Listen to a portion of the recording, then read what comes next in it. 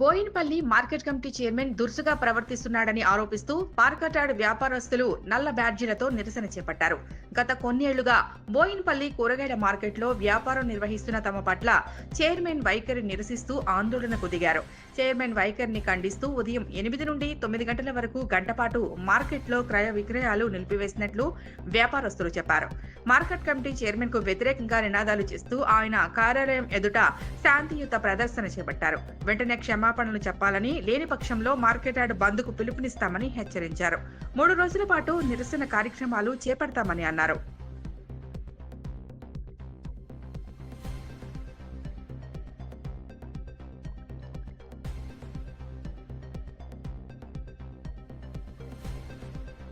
Chairman గారు వాళ్ళు ఏమనుకుంటున్నాడు, ఆయన పైలవాన్ అనుకుంటున్నా ఏమనుకుంటా మాకు తెలుస్తలేదు. మేము వ్యాపారస్తులం. ఎప్పుడు కూడా వ్యాపారస్తుడు రైతుకు క్షేమ ఆలోచిస్తాడు.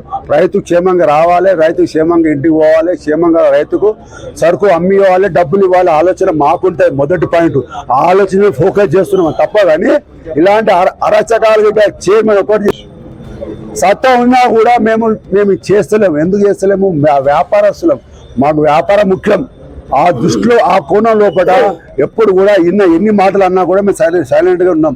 నిన్న మాత్రం నన్ను మొత్తం ఈ విధంగా దుర్భాషలాడి మనందరినీ మనోవేదన గురి చేసినాడు. మా అందరం కూడా మనోవేదన గురై చైర్మన్ గారి అగేన్స్ట్గా డౌన్ అని చెప్పి చైర్మన్ వెళ్ళిపోయేదాకా మనం పోరాటం చేయాలి. ఈ యొక్క ఉధృతం జంటనగర్ ట్విన్ సిటీస్ మార్కెట్లో కూడా తెలియపరిచినాము. ట్విన్ సిటీస్ ఏజెంట్స్ నేను ప్రెసిడెంట్, దానికి జనరల్ సెక్రటరీ మాణిక్ ప్రభు, గుడ్డి మల్కాపురతను ఈ అందరం కూడా మాట్లాడి ఒకరోజు బంద్ చేయడానికి నిర్ణయిస్తున్నాము. ఆ బంద్ కూడా రైతు క్షేమం కోసానికి రైతులతో సంప్రదించిన తర్వాతనే బంద్ అనే డేట్ నిర్ణయిస్తాము. ఈ చైర్మన్ గాని అరాచకాలు మానే వరకు అతన్ని తొలగించే వరకు మా పోరాటం ఆగదని చెప్పి మీ అందరి ముందట తెలియపరుస్తున్నాము.